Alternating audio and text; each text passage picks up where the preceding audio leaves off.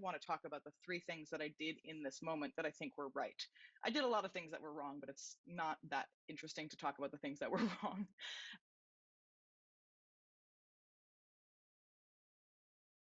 Especially as music students, we have very clear goals, very clear next steps most of our lives. There's always another book, there's always another concerto, there's always something coming next. Then there's the college audition, then there's the master's audition. There's a lot of sort of regimented stuff.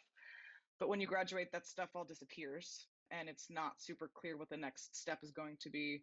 And that can be a really kind of disorienting thing. It was around that time that I really started thinking hard about what I wanted my life to look like. And I remember having a conversation with my parents where I was saying, well, I'm not quite making enough money just playing viola. What am I supposed to do here? And they said, you're supposed to get a job. And for some reason, that was like a shock to me, but a really important kind of life lesson at that moment. I did get a really great piece of advice from them, which was, go to an adult that you trust and ask their advice and see if they have anything for you. Right when I graduated, I started focusing on three things at the same time. One of those things was having a job that would pay the rent. Number two, I said yes to every musical opportunity that came my way. You never know who you'll be sitting next to. You never know who's going to be in the audience. And music is really a field of connection. It's about meeting people and figuring out who you want to work with. And that's always been the case for music. And so I decided to ask advice of an adult I knew who worked for ASCAP. And I took her out for coffee and I said, looking for 8 to 10 flexible hours a week.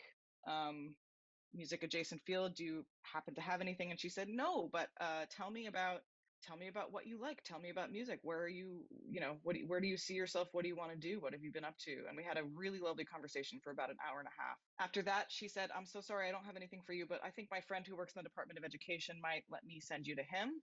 Same thing happened with him. I bought him a coffee. He didn't have anything for me, but we had an amazing conversation for an hour and a half.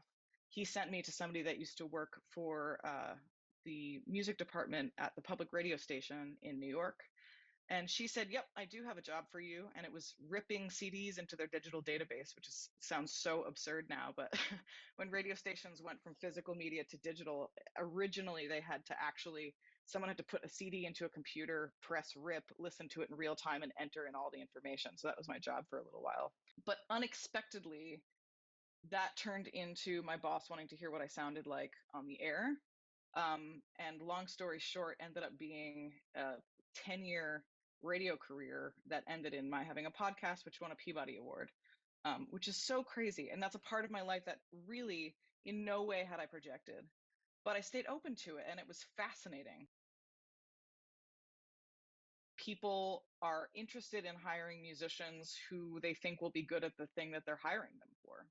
So if you have a particular thing that you want to do, a particular way that you want your career to evolve and happen, it's extremely important that you pursue that. And for me, when I graduated, what I did was take all this music that I'd commissioned over the past few years and make an album of it and start putting on concerts, solo viola, viola and electronics concerts where I was doing that. And for me, that was sort of establishing my solo career in a way that I was footing. I was literally funding it at the beginning.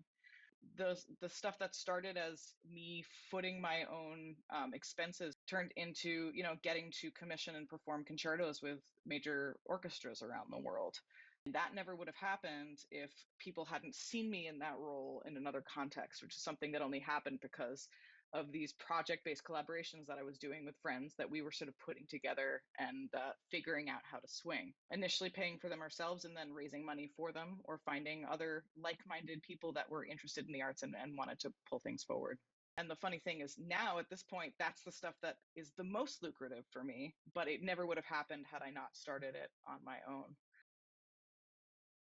I felt like I've been a kid just trying to do my best at something, like working on stuff by myself in my own little corner of the world. And then to have someone turn around and say, like, no, no, no, this is as good as stuff can be, was really heartening for me. And it kind of represented a change in my professional life where instead of thinking of myself as somebody who was like trying really hard to work at the thing, I realized, no, that's what the thing is. It's just trying really hard. Like being a professional artist or a professional musician just is trying really hard to be a professional musician. That's the whole thing. And then I realized shortly after that, doing a bunch of projects that I like in a row could be a career. It can just be as simple as that, doing a bunch of projects in a row. And that was very exciting and liberating for me because I had thought for a while that what I was doing was like biding my time until something else clicked in, like some institution would have me. I would get some kind of big position or post or something.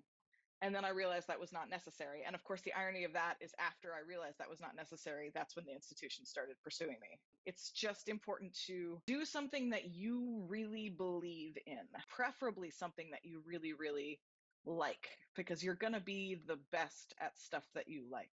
It's really hard to be the best at something you don't like that much.